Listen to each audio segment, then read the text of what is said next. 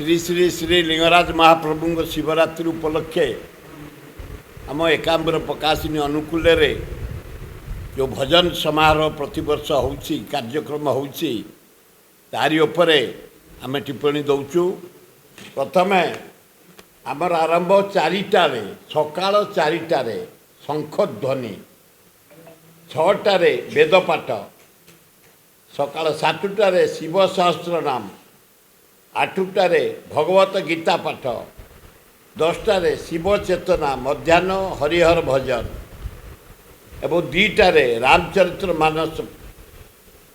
4टार प्रवचन समारोह जातीय स्तर में 7टार प्रशासनिक मुख्य अतिथि मान आगमन एवं जातीय स्तरीय सांस्कृतिक महोत्सव 7:30 भजन कार्यक्रम शुभारंभ सांस्कृतिक कार्यक्रम 8टार एकाम्र श्री पुरस्कार वितरण 8:30 भजन समारोह आरंभ बाहर राज्य आसीथिबा सुप्रतिष्ठित संगीत कलाकार मानकर कार्यक्रम को माने आसुचंती आम अनुष्ठान परमानेंट सभ्या होचंते अनुराधा पड़वाल बॉम्बे से तांको साथ 2 जन म्यूजिक चैन धरिकी आसुचंती कुमार संजय कोलकाता अभिजीत घोषाल बम्बई उषा उथुप से होचंती टॉप गायिका ए गायक एवं ये जेते जन जहाँ पेमेंट सबुठ उच्च पेमेंट तांकर मधुस्मिता पाउल बम्बई प्रत्योष शर्मा उत्तर प्रदेश आमर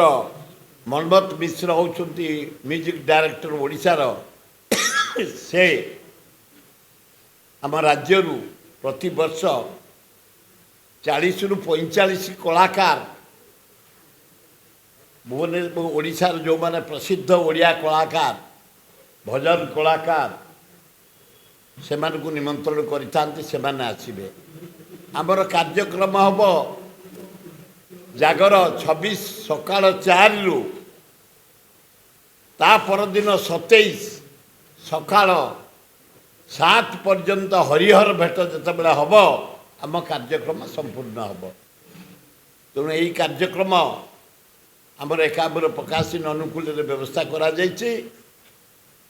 आम जनसाधारण को अनुरोध करुँ शांति श्रृंखलार सहित आसी जागर महोत्सव आमर नीति ठीक भाव सबु सेवायत मान को धन्यवाद पूजा पंडा निजग बामुण निजग आमर बड़ू निजग समर्था निजग भाई माने बारंबार मीटिंग उपरे तर्जमा करा जायछि आलोचना करा जायछि से माने कहिसंती निष्ठार सह नीति सब करेंगे एवं आम आशा करुचु सारा विश्व नहीं बस आजिकल इलेक्ट्रोन मीडिया जरिया आपण मान जरिया सारा विश्व देखुची अमेरिका देखुं जर्मनी देखुं फ्रांस देखुं बिनिकी आरब कंट्री भी देखुं आम पाक मेसेज दौरान तेणु ठीक समय केमती महादीप उठिब